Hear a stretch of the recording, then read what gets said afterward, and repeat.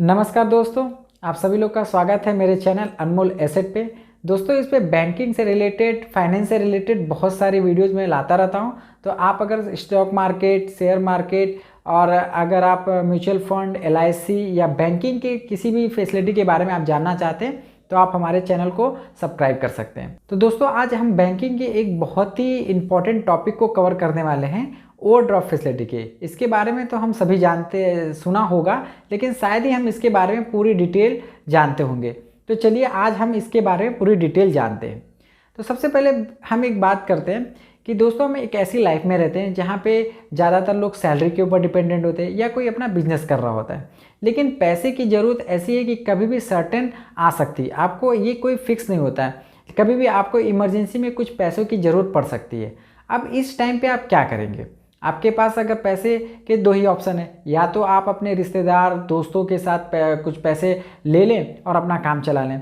अगर इस तरीके की अगर आप पैसा नहीं कर पाते तो आप क्या करेंगे? बैंक को अप्रोच करेंगे। अब बैंक को अप्रोच करेंगे तो इस यहाँ पे एक टर्म आती है कि ओवरड्राफ्ट फैसिलिटी। आप अगर सैलरी अकाउंट है, आपके पास सेविंग अकाउंट है, आपके पास करेंट अकाउंट है, तो आप ओवरड्राफ्ट फैसिलिटी का प्रॉफिट ले सकते हो, उसका फ़ायदा उठा सकते हैं। तो सबसे पहले जानते हैं कि ओवरड्राफ्ट फैसिलिटी को ले कैसे। तो दोस्तों, बैंक अपने पास ओवरड्राफ्ट फैसिलिटी के लिए दो तरीके रखती है। एक तो होता है कि अगर सेविंग अकाउंट अगर आपने खोला है या कोई भी किसी तरीके का अकाउंट खोला है तो आपके प्री अप्रूव्ड आपको ओवरड्राफ्ट फैसिलिटी आपको बैंक पहले से दे देती है। अगर कुछ बैंकें नहीं देती हैं तो इसके लिए वो क्या करती हैं कि आपसे एप्लीकेशन लेती हैं।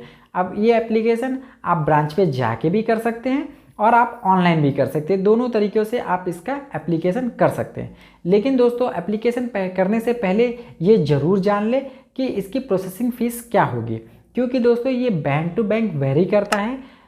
तो हर एक बैंक अपना कुछ प्रोसेसिंग फ़ीस लेती है। वो ये पूरी तरीके से डिपेंड है कि वो बैंक कितना चार्ज करती है।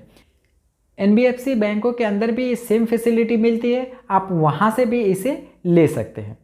तो चलिए दोस्तों, इसके बारे में डिटेल थोड़ी और जानते हैं। ओवरड्राफ्ट फैसिलिटी बेसिकली दोस्तों दो टाइप की होती है। पहला होता है सिक्योर ओवरड्राफ्ट फैसिलिटी एंड दूसरा होता है अनसिक्योर ओवरड्राफ्ट फैसिलिटी। अब सिक्योर ओवरड्राफ्ट फैसिलिटी के बारे में जानते हैं। ये पहले तो ओवरड्राफ्ट जो होता है वो ओवरड्राफ्ट अब जो होता है वो एक तरीके का लोन ही होता है। ये आपको मैं क्लियर कर दूं कि ओवरड्राफ्ट फैसिलिटी कुछ और नहीं बल्कि एक तरीके का लोन है। तो अब बात करते हैं सिक्योर ओवरड्राफ्ट फैसिलिटी के बारे में। इसके तहत जब आप किसी तरीके का ओवरड्राफ्ट फैसिलिटी अवेल करते हैं, लेते हैं बैंक से, तो इसके अंदर कुछ ना कुछ सिक्योरिटी जमा करनी होती है, यानी मॉर्गेज करना पड़ता है। मॉर्गेज का अगर मैं मीनिंग आपको बताऊं तो ये एक तरीके का गिरवी होता है।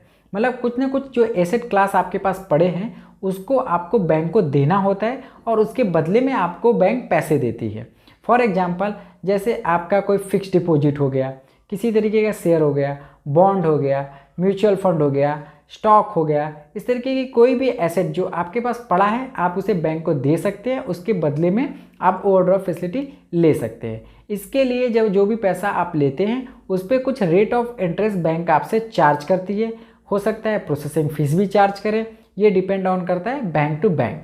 तो दोस्तों, इसमें एक जो रेट ऑफ इंटरेस्ट होता है वो आपके पर्सनल लोन से कम होता है। हम आगे चल के जानेंगे कि पर्सनल लोन और ये ओवरड्राफ्ट फैसिलिटी में क्या बेटर है आपके लिए, इसके बारे में भी हम जानेंगे। तो आप वीडियो के अंत तक बने रहिएगा, हम आगे इसके बारे में बात करेंगे। अब हम बात करते हैं अनसिक्योर्ड ओवरड्राफ्ट फैसिलिटी के बारे में। अनसिक्योर्ड ओवरड्राफ्ट फैसिलिटी वो फैसिलिटी होती है जिसके अंदर किसी तरीके का कोई मॉर्गेज नहीं किया जाता। फॉर एग्जाम्पल, मैं आपको एग्जाम्पल के साथ बताऊं, क्रेडिट कार्ड से जब आप कैश विड्रॉ करते हैं, जनरली ऐसा करना नहीं चाहिए, फिर भी मैं आपको बता रहा हूँ, जब क्रेडिट कार्ड से आप कैश विड्रॉ करते हैं तो ये अनसिक्योर्ड ओवरड्राफ्ट फैसिलिटी के अंदर कंसीडर होता है। अब ये क्यों नहीं करना चाहिए मैं आपको बता दूं दोस्तों। क्रेडिट कार्ड से जब भी आप कैश विड्रॉ करते हैं उसके ऊपर रेट ऑफ इंटरेस्ट बैंक बहुत ज़्यादा चार्ज करती है। ये 16 से लेके 35% के बीच में भी हो सकता है। ये डिपेंड करता है बैंक टू बैंक। मैं ये कोई फिक्स आपको नहीं बता रहा हूँ, बट आपको जनरली क्रेडिट कार्ड से कैश विड्रॉ कभी नहीं करना चाहिए। ये बिल्कुल ही जो है फाइनेंशियल के हिसाब से देखा जाए तो बिल्कुल ही गलत है। आपको इसके ऊपर बहुत ही ज़्यादा रेट ऑफ इंटरेस्ट देना पड़ता है। अब बात करते हैं कि सिक्योर्ड ओवरड्राफ्ट फैसिलिटी लेने के फ़ायदे और पर्सनल लोन लेने के नुकसान।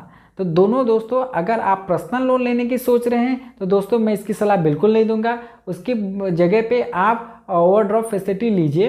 क्यों? क्योंकि ओवरड्राफ्ट फैसिलिटी के अंदर जो पेमेंट होता है, जो आपका पैसा होता है जो आपको दिया जाता है, वो एक टेन्योर के हिसाब से ही चार्ज लगता है। उसका जो रेट ऑफ इंटरेस्ट होता है वो भी एक फिक्स होता है, मतलब एक कम होता है। पर्सनल लोन के कंपैरिजन में देखा जाए तो बहुत ज़्यादा कम होता है और उसका टेन्योर फिक्स होता है। अगर आप ओवरड्राफ्ट फैसिलिटी लिए हैं, सिक्योर ओवरड्राफ्ट फैसिलिटी आपने ले रखा है, उसके अंदर अगर आप अर्ली पेमेंट करते हैं तो आपको किसी तरीके का कोई भी चार्ज नहीं देना पड़ता है।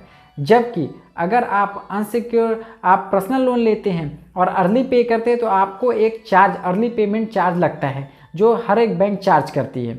तो दोस्तों कोशिश कीजिए कि आप ओवरड्राफ्ट ले लीजिए कंपेयर टू पर्सनल लोन। अगर आप पर्सनल लोन को अवॉइड करके ओवरड्राफ्ट फैसिलिटी लेते हैं तो वो आपके लिए ज़्यादा बेटर रहेगा। दूसरी चीज़, अगर मैं बात करूं कि इसमें ज्वाइंटली भी लिया जा सकता है तो जी बिल्कुल, 2 लोग मिलके भी लोन ले सकते हैं, आप ये ओवरड्राफ्ट फैसिलिटी ले सकते हैं। लेकिन इसमें एक कंडीशन है कि अगर कोई एक बंदा अगर पैसे नहीं भरता है तो आपको उसके पैसे भरने पड़ेंगे। मतलब 2 पार्टनर मिलके अगर ले रहे हैं और कोई एक पार्टनर उसके पैसे नहीं भरता है तो दूसरे पार्टनर को उसके बदले में पैसा भरना पड़ता है ओवरड्राफ्ट फैसिलिटी के अंदर में। तो मैं ये आई होप कि आप लोगों ने ओवरड्राफ्ट फैसिलिटी के बारे में क्लियर हो गए। अगर किसी तरीके का कोई डाउट है तो आप मुझे कमेंट करके पूछ सकते हैं कि ओवरड्राफ्ट फैसिलिटी क्या होती है। एक्चुअली मैंने ओवरड्राफ्ट फैसिलिटी के बारे में आई थिंक से मैंने सारा चीज़ कवर किया और आपको बताया कि ओवरड्राफ्ट क्या होता है। ये बेसिकली सेविंग अकाउंट में जो पैसे होते हैं उससे ज़्यादा अमाउंट में आपको पैसे देता है बैंक।